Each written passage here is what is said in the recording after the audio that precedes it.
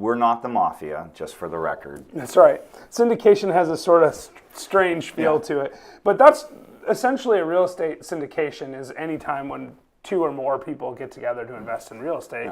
That's the classic definition of a real estate syndication. And really what it is you're just pulling people together that have common goals and interests from an investing standpoint. That's right.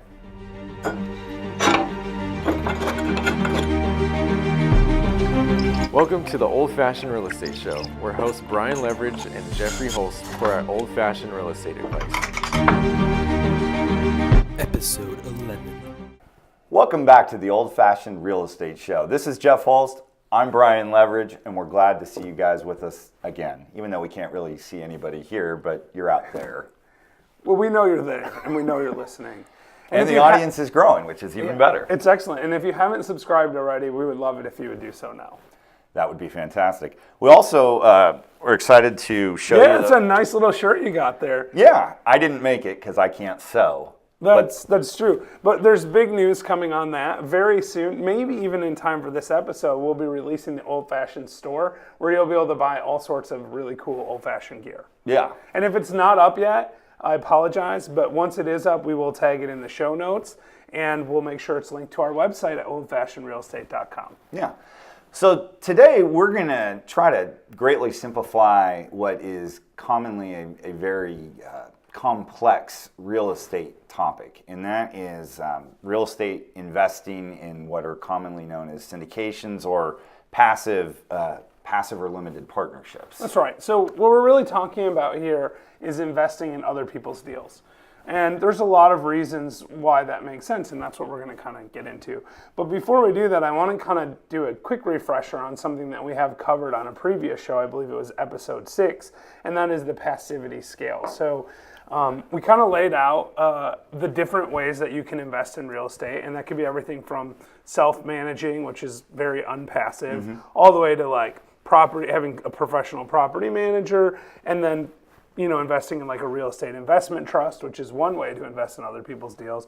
And then what Brian just told us about, which is real estate syndications. And what we really like to call them is limited or passive partnerships. Yeah. We're not the Mafia, just for the record. That's right. Syndication has a sort of strange feel to it. But that's essentially a real estate syndication is any time when two or more people get together to invest in real estate. That's the classic definition of a real estate syndication. And really what it is you're just pulling people together that have common goals and interests from an investing standpoint. That's right.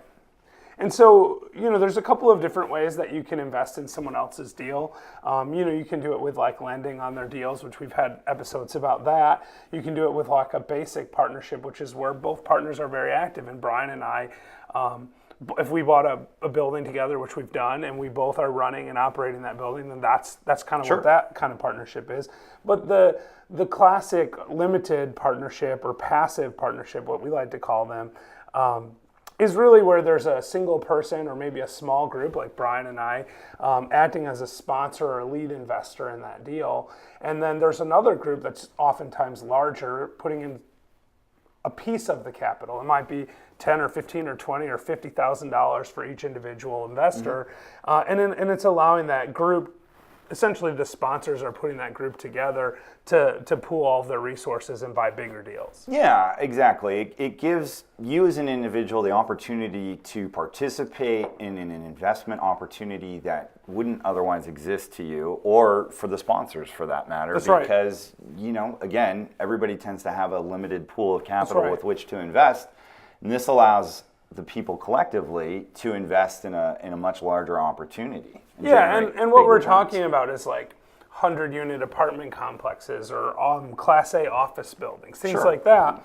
So what will happen is there might be $1 million needed for a down payment on something, and then there might be some additional operating costs and things like that. So maybe the sponsors will set together a plan to raise $1.5 million, and then they'll get a bunch of people to put in $50,000 or $100,000 each, maybe 15 people each put in $100,000, and then we go buy this apartment complex together, and we divide up the proceeds of that based on everyone's relative ownership interest in that deal. And the way these things are generally structured is there is a degree of liability that stays with the deal sponsors. That's right. Because oftentimes the debt that's used to acquire these properties is personally guaranteed, even if it's in the name of an LLC or something else. So you'll have some kind of personal guarantee. Often you'll have some kind of operational control. So the sponsors will be responsible for managing the project. Now that might be acting as a property manager. It might be overseeing the property managers depending on the nature of the deal. But they're going to do all the quarterly reporting. They're going to do the tax reporting, things like that. Yeah. And the investors are going to be much more passive as a result of that. And essentially what that means is that they would sign an agreement and they would put up their money as the equity part of the deal. Oftentimes it's the down payment and operating reserve, which is generally also set up at the beginning of one of these types of investments. And that's pretty much where it begins and ends. So as long as your ownership interest is underneath 20%, that's generally the threshold at which most lenders will require someone to personally guarantee a loan. Right, and often, in fact, in most cases, when you're investing in someone else's deal through a limited partnership or a passive partnership, you're buying 3, 4, 5% of the deal. You're not buying 15, 20, 30% of the deal. So that's usually really a really good way to structure it. There are a number of advantages from the investor perspective on these. The most obvious is the opportunity to get into a bigger deal than you otherwise would have. Diversification is another example of a benefit because, again, you have people out there. You're essentially leveraging other people's time. You're leverages time, really. It's actually. a triple leverage, potentially. Yeah, so in case you're not aware, Brian and I have done some of these deals for some of our investors, and that's why I was making that joke about leverages time. But essentially what that means, joking aside, is that you have deal sponsors that are out there finding opportunities. You as an investor may have a 9-to-5 job. You might be a doctor, you might be an attorney, you may have, you could work in an office someplace. The point is, during the day, your time is spent working at your W-2 income earning job while other people go out and find investment opportunities for you to participate into. So that's definitely an advantage to you as the investor, is that you otherwise wouldn't be able to find these things. Right, and I think as a quick side note there, the investor's still going to do some due diligence. You need to make sure that you trust the people you're investing with. Mm-hmm. You need to make sure that what they're talking about makes sense and that the deal itself makes sense.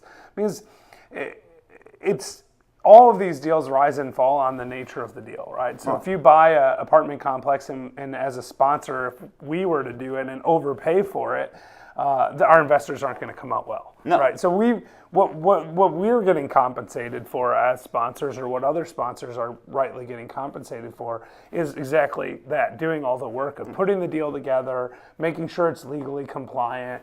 Because there's a tremendous, we could do a whole episode about what you need to do if you ever want to sponsor a deal. You also want to vet the sponsors too, because as much as anything, you're investing in them as much as it is the particular deal. That's exactly correct. And if they're ineffective managers, then your investment will potentially suffer as a result of that. So, ask questions on things like, how long have you been doing this? What's your track record?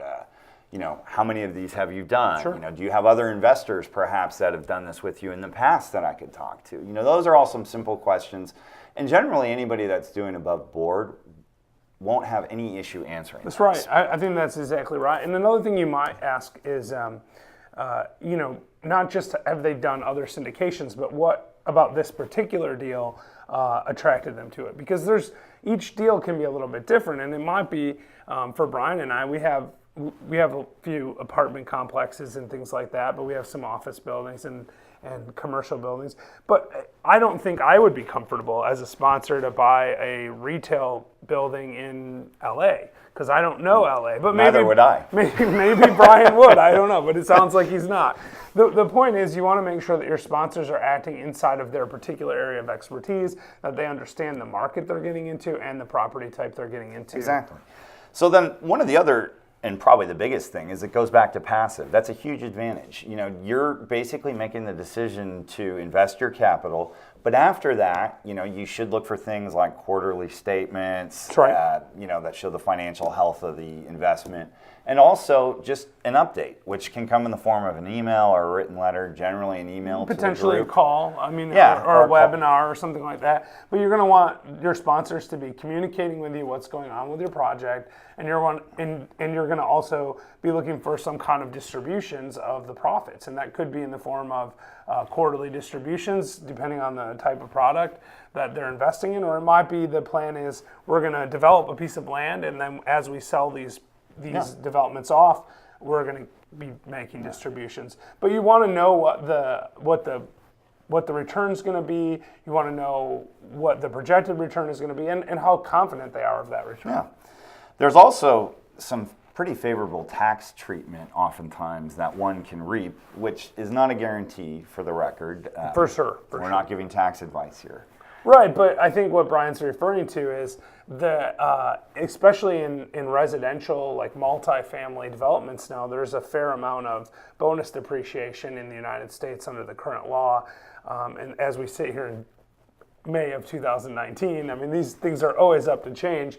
So if you're watching this at some point in the future, you might want to take a look at that and make sure it hasn't changed. But for right now, the next few years, it looks like people can get a significant amount of passive losses. So you might get actual distributions that are tax-free to you, or if you're a real estate professional, they might even offset other income, which would be amazing. Yes, exactly. And of course, the biggest benefit to this is that when you invest in the right type of partnership, is that you will make returns that are in excess of generally what you can find anywhere else. Right, and that's a function of the fact that if an asset is properly managed and properly leveraged, you can get really, really good returns. And what's great about this is you get the advantage of that leverage without having to, take the liability of signing a bank note. So that's super great returns. And with any investment opportunity, there are advantages, there are of course disadvantages. So let's spend a couple minutes discussing those. Sure. So I think the biggest disadvantage is that you don't have any control over the asset, and we kind of touched on this before when we talked about talking to your sponsors and understanding that what their experience is. But at the end of the day, in most of these kinds of investments, the sponsors have complete control over the deal. Yeah, but if your personality type is such that you have a hard time letting go of things, or you're just not comfortable letting somebody else manage, then it may not be the fit for you. That's right. I mean, it's a thing where you have to trust the people that are running the property for you. One of the other problems, if we can call it that, is that once you've made the investment, these are typically in real estate investing, and the investment itself is illiquid. It's hard to sell. That's right. So typically these deals are set up as some kind of limited partnership where you're really buying shares in a company. It's a you're not security. actually buying you're not actually buying the real estate itself. If you own the real estate itself, you might be able to sell it. But as trying to sell a interest in a private company is very, very difficult. It might be possible, but it would depend on what the terms of the agreement you signed are, and then also, whether anyone's interested in buying it. It's in essence a private security, and those are very hard to put a value on. Right. Typically, you're going to hold it for whatever the projected holding period is, and when the underlying asset is sold, you'll be distributed out your portion of the profits, and then the company will be dissolved. And lastly, as we sort of touched on earlier, these opportunities depend almost entirely on the skills and expertise of the sponsors that are managing them, don't they? Yeah, I think that's the most important thing. And we've kind of hit that several times during this video, but what it really comes down to is you need to make sure that the sponsors that are managing the property understand how to maximize their returns. Yeah. And we have a video on that as well. So if you want to learn a little bit more about maximizing your returns in real estate, check out the video that I'm pointing to. It's not there right now. Right now we're in an empty room, but I promise it'll be there when you watch this video. Anything else we want to add before we sign off? The only thing is I would, if you have any more questions about these things, you can always ask them in the comment section below, or you can reach out to us on our website, oldfashionedrealestate.com. As always, we would appreciate it if you would subscribe and like our videos. We thank you again for your time. We look forward to visiting again with you soon. Have a great day. Thank you.